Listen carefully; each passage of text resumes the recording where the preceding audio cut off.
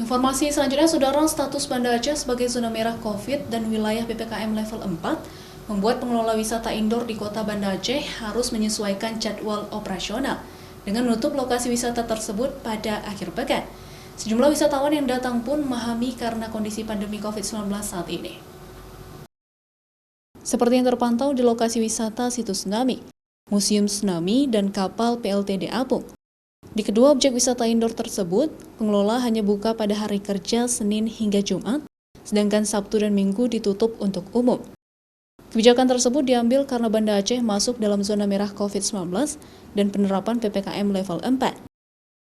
Menurut wisatawan dari luar daerah yang datang ke lokasi objek wisata indoor ini, mereka memahami penutupan tersebut karena pemerintah Banda Aceh membatasi kegiatan masyarakat untuk mencegah penyebaran COVID-19 dan untuk membatasi jumlah pengunjung agar tidak ada kerumunan masyarakat di lokasi wisata.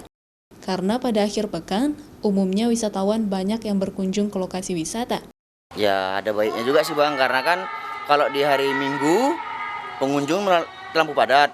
Kalau di hari kerja kan pengunjung banyak yang beraktivitas, makanya ada baiknya juga lah karena masa-masa pandemi seperti ini. Gimana, udah kemana aja tempat wisatanya? Ini kapal apung, museum Aceh, Masjid Raya. Baru di situ aja Bang. Dan itu juga tutup museum Aceh ya? Ya, tutup Bang. Sementara itu, pantauan di lokasi wisata terbuka seperti lapangan Belang Padang telah dibuka kembali untuk umum dengan pengunjung yang terbatas. Sebagai area untuk olahraga dan wisata kuliner, operasional lapangan Belang Padang disesuaikan dengan zona merah dan wilayah PPKM level 4, seperti tempat duduk untuk spot kuliner dengan 1 meja dan 2 kursi, dan warga juga dihimbau untuk menggunakan masker, menjaga jarak, serta tidak berkerumun. Mustajab, Kompas TV, Banda Aceh.